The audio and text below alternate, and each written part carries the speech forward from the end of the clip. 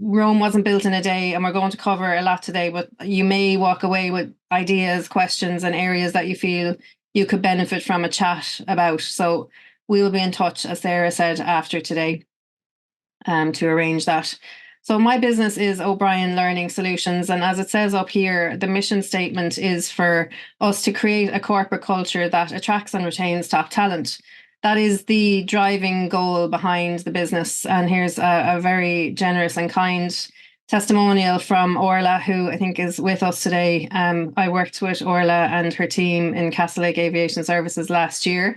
And I always find, it's a privilege for me to work with any organization, and particularly those that value employee development and, really walk the talk when it comes to employee engagement. So it was absolutely my pleasure to be part of that picture for last year.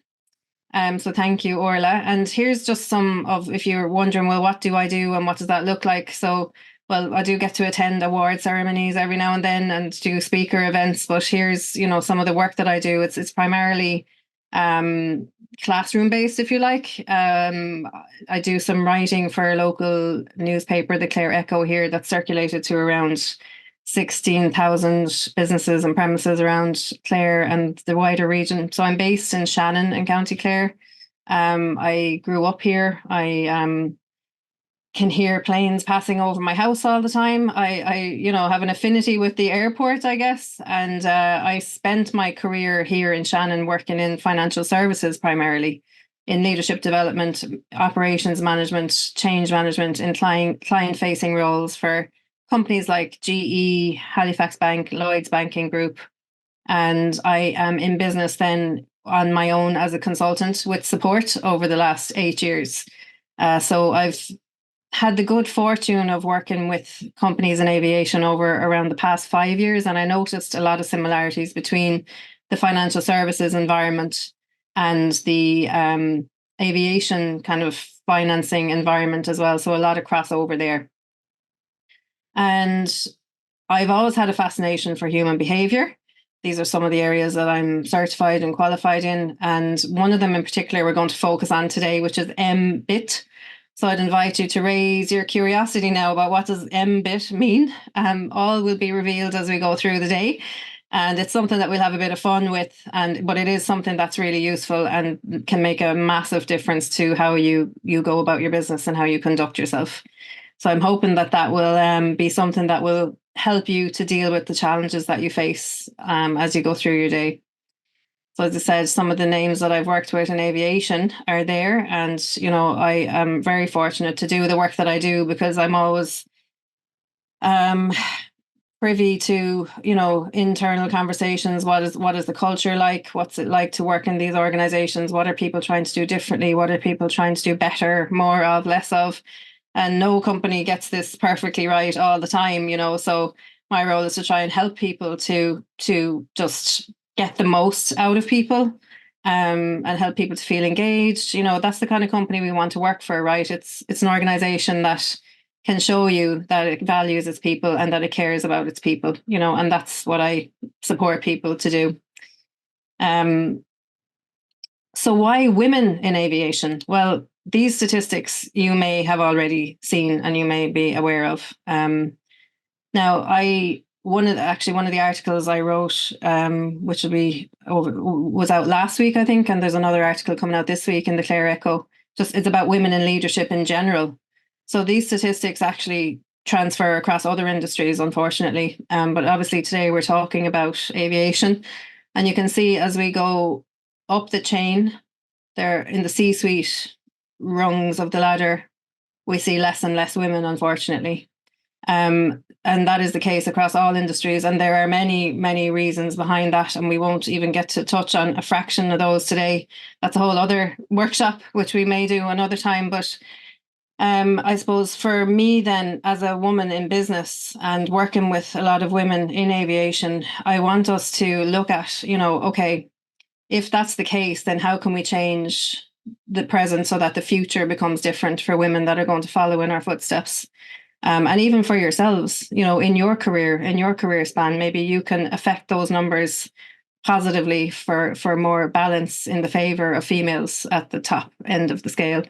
Not diminishing any of the great work that goes on down at the lower levels here, but in terms of pay, in terms of salary, in terms of ability to make a difference and affect change, as you know yourselves, once you move into management and higher up, you get to be at the table where decisions are made. And that's what we're talking about here. So obviously, the stats are a bit stark there, and some of the issues then. So I suppose the dark side of that is that the women that I talk to can sometimes feel some of these things going on, prejudice, bias, assumptions about the roles that women have, to out and out discrimination, which, hopefully is the exception rather than the rule. But a lot of women do talk about the stress and the burnout when it's, because we feel maybe we have to prove our worth, maybe we have to act in a way that's outside of how we normally would prefer to act. Harassment, victimization, and this one for me is definite, a lack of visible role models. So when we don't see women out there doing the things that predominantly are done by males at the moment, it can be hard for women to sometimes visualize themselves doing that. And the more female representation we have, and this is the case across many, even like STEM, tech, which is always now, I love to see that on the news where children in schools are being encouraged to take on these subjects, especially females. We need to see it to know that we can do it. So if each of you here, and this is one thing I want to say to you, you have a huge, don't ever underestimate the impact and the influence that you have by just being in the role that you're in aviation. And I firstly as well wanted to say to commend you for being here today, because what you're doing is you're giving time to yourself and putting yourself first, which is something we'll talk about in a moment, that unfortunately goes with the role of the woman at times, is that we don't put ourselves first, we put everybody else first. Fear, self-doubt, uncertainty, and experience of being pushed out by the negative aspects instead of being encouraged in by positive aspects. Some women have reported, well, it just got too difficult, it got too challenging, and I just, I bowed out. So, feel free if you have anything you want to share in the chat. Sarah will keep an eye on that as we go along, and I don't mean for this to be upsetting, but that is the downside, and that is what we're talking about here today. And like I said to you earlier on, we will contact you afterwards, and please, I will stay on the call a bit longer as well today if I don't have to rush anywhere. If anybody, is affected by any of the topics, please do stay on and talk, because I'm here to support that as well.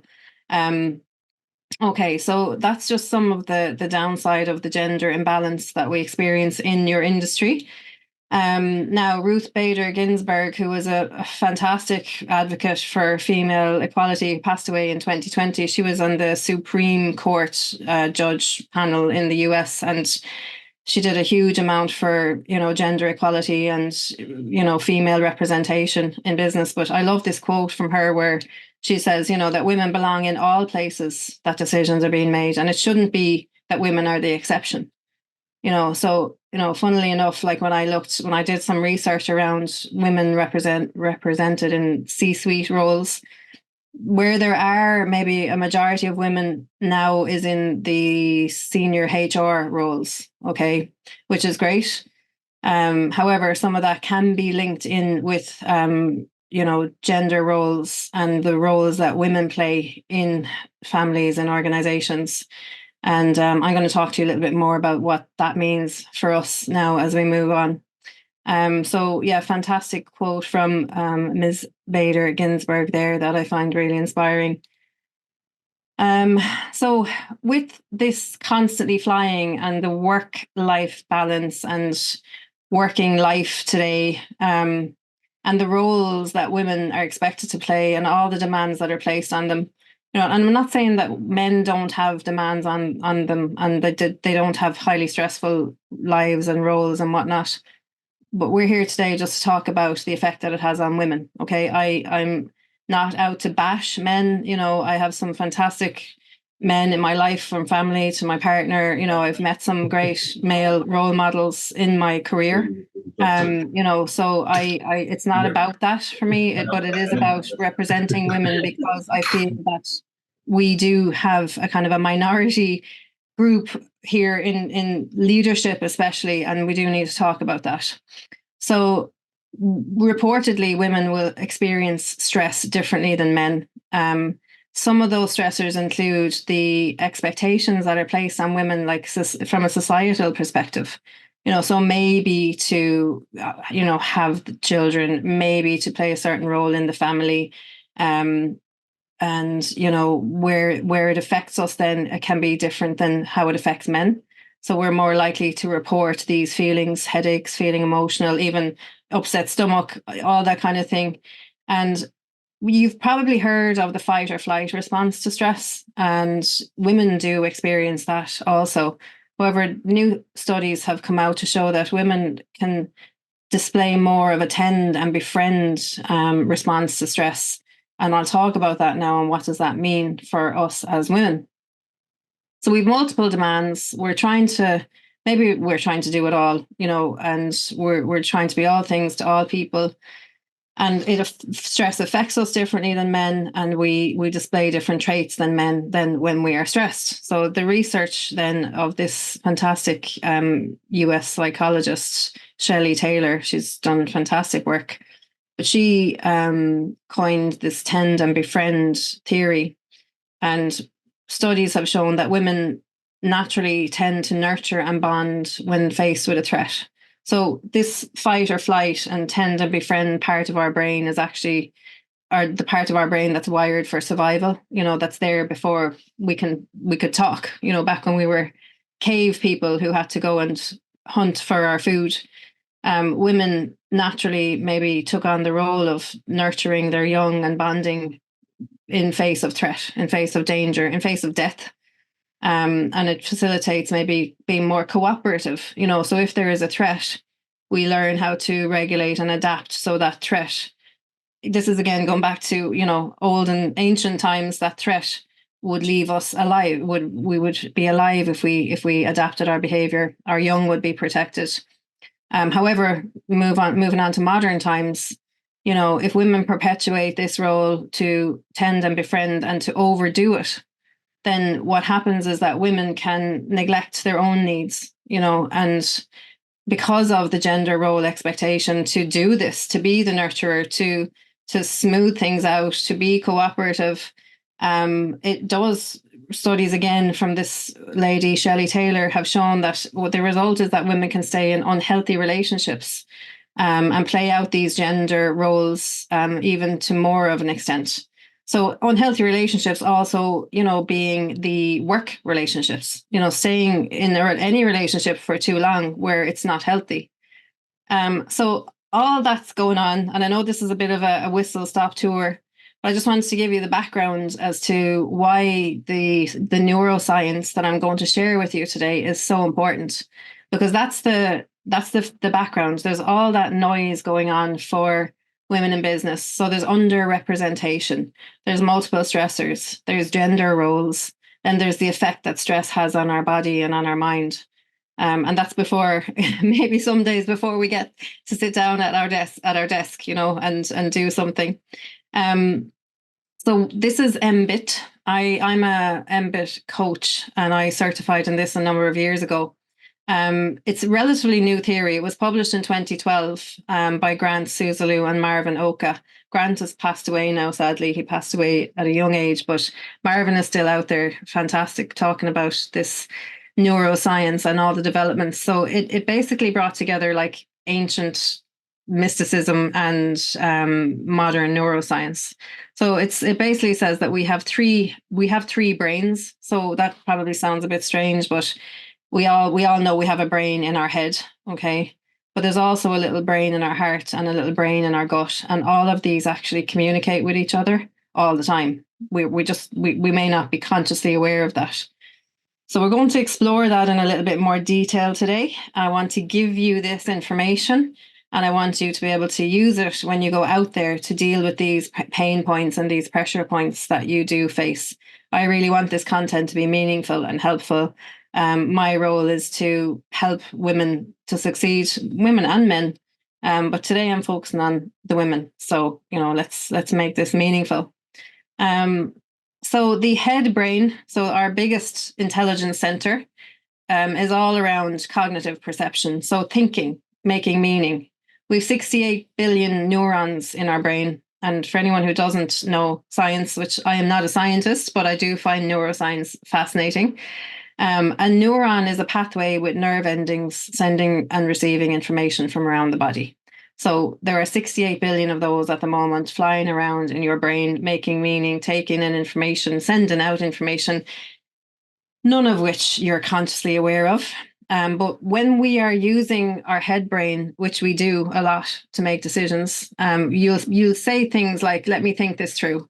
I need to make sense of this," or "That doesn't make sense." Yeah, I'm thinking out loud here, and let's be logical. Let's stick to the facts. So this is very useful and very helpful. And it's something maybe though that we do have an over reliance upon, and let's put that out there and explore. Okay, well, if that's one of the brains, what are the other two brains responsible for? So in terms of the head brain, here's a quote from Michelle Obama, which is great. I thought being smart is being cooler than anything. So she's an advocate for being intelligent, using your brain, using the talents that you have. And, that is brilliant. So we want to keep doing that.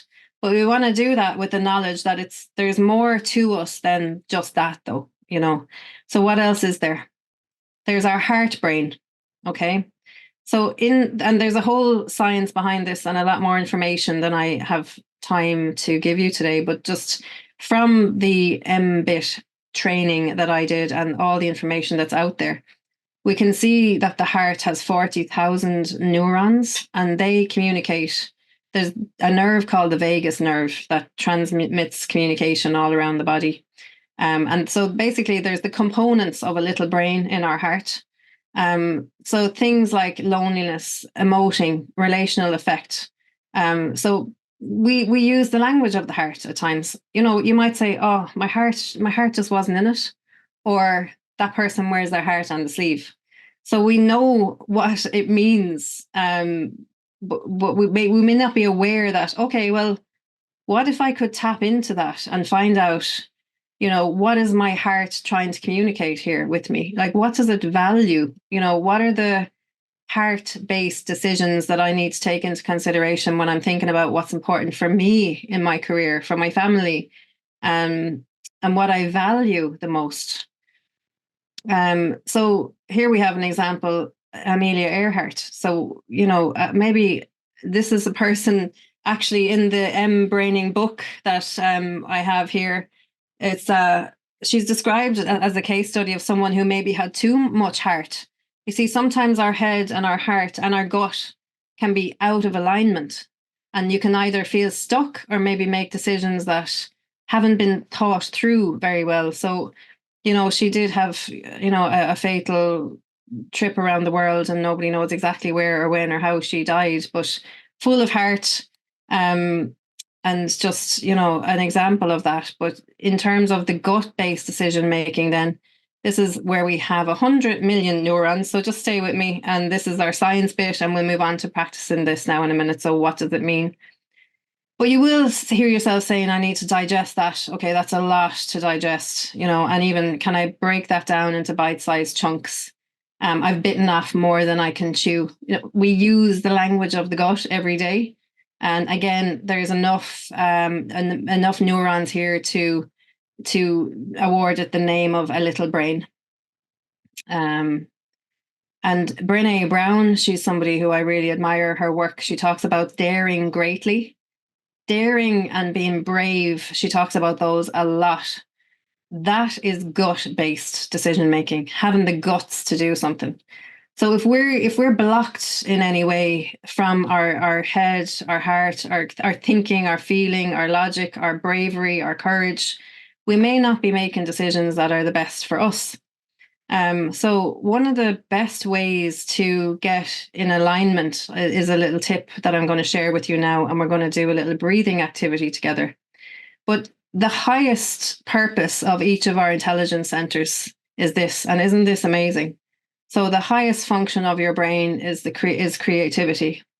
The highest function of our heart intelligence is compassion, and the highest function of our gut intelligence is courage.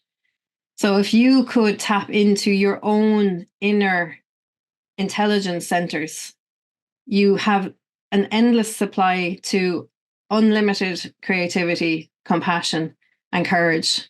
But sometimes we're just so busy and there's so much noise and we're constantly flying. We're not tapping into our own wisdom. Okay. So I'm going to help you to try and clear the airwaves today to allow you to do that. Especially if you have any kind of a decision coming up, somewhere where you might be feeling stuck. And this can become a practice then that gets easier with time. So one of the things, just very quickly, our poll before there, I just want to check in with you around decision making, and we can run that now. So just a question for you. You know, I'm always comfortable when I make decisions and I never doubt myself. If I was to ask you that there, you can run that poll, Sarah, whenever you're ready. If you can just answer yes or no to that, I'm always comfortable when I make decisions and I never doubt myself. So you can click on that there for yourself, and this is confidential, and there'll be no questions asked or no judgments made here. So yes, we're looking that. Yeah, okay, great. Thank you for answering that. So the minority, well done, have said yes, I'm always comfortable and I never doubt myself. The majority, however, have said, well, no, that's not the case. And one of the things that we can, thank you for answering that. One of the things that we can do is to look at why we're uncomfortable. Why do we doubt ourselves? Some people that I coach are stuck and they can't make decisions anymore. They're actually, they've lost the ability to make a decision. They get stuck in a job. They don't know how to progress. They don't know how to ask for what they want. They don't know whether or not they should leave. And that can have a ripple effect out into many areas of their lives. And I've been there myself, you know, at different times. So really, decision making, going back to Ruth Bader Ginsburg's quote, I feel is the most valuable thing that we can do if we're trying to level up as leaders, whether you're just literally starting out in your career or you're in the midway somewhere or you're headed for the top or whatever it is. Decision making is just inevitable, you know. And sometimes it can be a real source of pain or pressure when we doubt ourselves and we don't know if we've made the right decision or how to make the right decision. So let's have a look at that now as to how we can do that and overcome that. So we want to make the best decisions possible. We need to be aware of the price of neglecting our needs and to remember that you have your very own inner GPS, so your very own secret power when it comes to decision making. And that's what we're going to help you to do today. Okay, so first of all, I want to do a balanced breathwork exercise with you. And what happens when we're out of whack and our system is not aligned is that our nervous system can be misshapen or misguided or misrepresented. So we have the autonomic nervous system, which contains the parasympathetic nervous system and the sympathetic nervous system. So, for example, if you've ever done relaxation, yoga, or meditation, that's encouraging parasympathetic rest and relaxation. Now, that is lovely, and I am a fan of that myself, but that's not great if you want to be alert and in the workplace and awake. And then there's the sympathetic nervous system, where when that's ramped up too high, we feel like we're on high alert all the time. Again, that's not where we want to be. So the theory behind MBIT and using our multiple brains is highly dependent upon us being in a kind of a neutral state. And it's what we call the state of calm alertness, right? So think about that. I want to be calm, but I want to be alert. That is the absolute optimum state that you can have during the day to get the best results possible. And especially if you want to tap into all of your intelligence centers to make the best decisions possible for you. So I'm going to share with you a really quick and easy way to get that balance. Okay. And I can't see anybody here, so I'm not judging anyone. And you can leave your camera off. But what I would ask you to do, we're just going to do this for 2 minutes. And I'm going to show you how to do this balanced breathing technique. And remember that you're doing this as a favor to yourself so that when it comes to making decisions and taking action today, that you're doing it from a place of calm alertness. Okay, so I'll ask you to, if you can, just put away any distractions now, your phone, put down your pen if you have a pen. If you happen to be in and out of email, just stop that for a minute and put your feet on the ground and sit upright in your chair if you can. If it has a back on it, just try and support yourself, and keep your posture upright. You're kind of your head over your heart over your pelvis, and feet on the ground and hands maybe on your lap or just resting there on the arms of the chair. So with balanced breathing, we first of all have to become conscious of our breathing. So let's just close our eyes for a second and just be aware of, okay, how am I actually breathing at the moment? Have I tapped into see today at all? And maybe take a nice big deep breath, like the biggest, deepest breath you've taken today all day. Okay, just, sigh, let it out. And then just resume your breathing to normal. And with balanced breathing, the hint, the answer is in the question here. So we want to imagine that we're breathing in a balanced way. Like if you visualize a big wheel that's turning nice and smoothly, we want our breath to feel something like that. So I'm going to invite you to breathe in and out. And just notice, is that coming from your stomach when you breathe? Is it your shoulders? Like where's your breathing happening from? So just breathe in and out, in through your nose and out through your mouth. And have you ever tried to breathe in through your nose and out through your nose?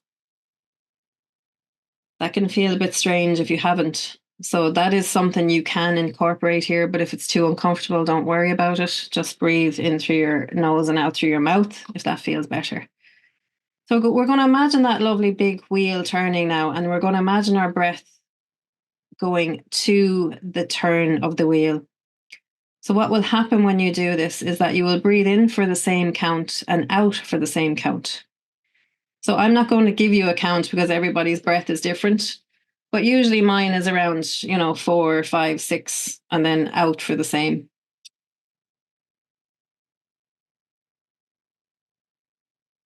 And the trick is to keep it smooth so there's no pushing, forcing, holding your breath, stopping or pausing. It's really smooth. It's like that lovely big wheel that's going to keep turning. Same count in and same count out is really important. So get your rhythm there. Keep your eyes closed. Relax your jaw, your neck, your shoulders. Keep yourself upright and find your same count in and your same count out. And we'll just do that together for 1 minute. I've got the timer here. I'll keep an eye on that. So you just do that. Keep yourself focused. Same count in, same count out. Excellent.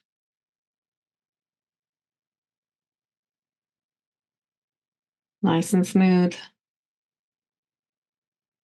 In and out. Feel the air hitting your nose and leaving your body. Back in. Nice and smooth and even and balanced. So our last few breaths now. Same count in, same count out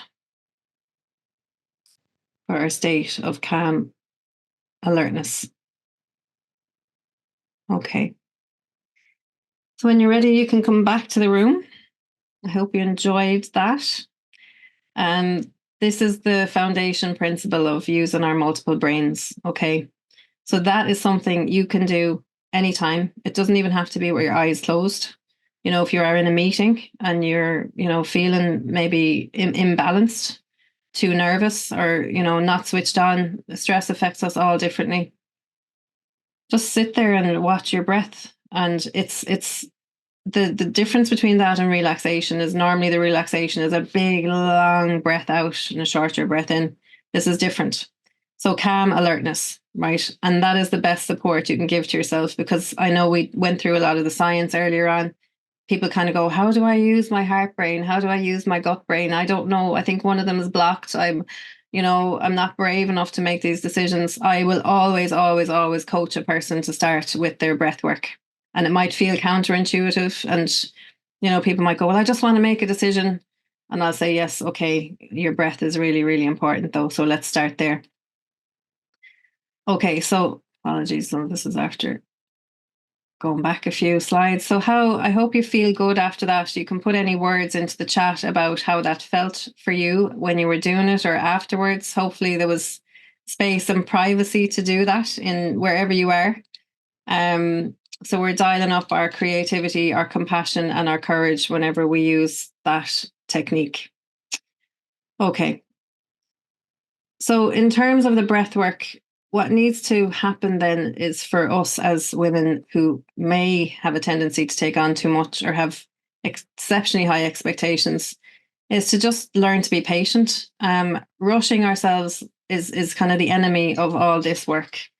And what we want to do especially when we're practicing the breath work, is to be patient and understand that when we want to see the results really fast and we're kind of bullying ourselves into achieving them, that's counterintuitive. Don't be afraid to say no. These are topics now that we could again spend another whole workshop on. But just in terms of being authentic and making decisions, one of the things people, men and women do, predominantly women, is we're afraid to say no because we don't want to rock the boat. Going back to that prehistoric part of our brain that's there to nurture and smooth things over, we can have a very hard time pushing back and really protecting our own time. But a question I always ask when I'm coaching people is, if you say yes to this, what are you saying no to? And sometimes it's, well, I'm saying no to being home on time, because if I do this, I don't have time and I'm going to have to fit in time after work. And that's, maybe that's okay every now and then, but is that sustainable? Probably not. Some of these are learned behaviors, and, attending this today isn't going to fix that. But, the main thing is your breath work, looking out, where am I taking on too much? And then making the authentic decisions based on that. So have I consulted my inner GPS system? Have you considered your non-negotiables? And if in doubt, find out which element needs attention. So your head, your heart, or your gut. You'll know if you breathe, and like these intelligence centers are communicating with each other all the time. In some of the coaching that I do with multiple braining, we uncover the language and maybe what the head and the heart and the gut are trying to say to each other. I know that sounds maybe a bit wacky, but there is a process around it for coaching where, if people are particularly stuck or unhappy or just something is missing, or I'm feeling, a bit disaligned in my life, this can help, so yeah, that's the kind of area that it can help with. And on that note, where to go from here, and we will pause in a minute for any questions and answers. So for me personally, if you want to link in with me, you have my LinkedIn, my email. I'm available for panels, discussions, business networking events. I do a lot of talks like that for free, especially where there's women in business. I have no problem in doing that. I just like to give back as well. You can read my column on leadership and women in leadership in the Clare Echo. That's free, and it's online as well if you want to have a look at that. And in terms of things that are coming up, I am putting together a coaching package for women, and There are 4 sessions included, and there is a discount available from the Aviation Skill Net, which is fantastic. But for any of you here today or anyone that listens to this webinar, if you get in touch in the next however long is left in January now, probably a week, we will give you another discount for signing up quickly. That is what's available at the moment. We also do, as I mentioned earlier, leadership development, cultural change programs. There's a lot that we offer. But yeah, I just really wanted to talk about coaching today and to give you those techniques that you can use now straight away. Sarah will reach out to you. And again, that is an opportunity to talk a little bit more about today. If you have any questions, my diary will be made available for you. And yeah, that's kind of how to get in touch and what happens next. And yeah, so if there are any questions, I am very, very open to having those.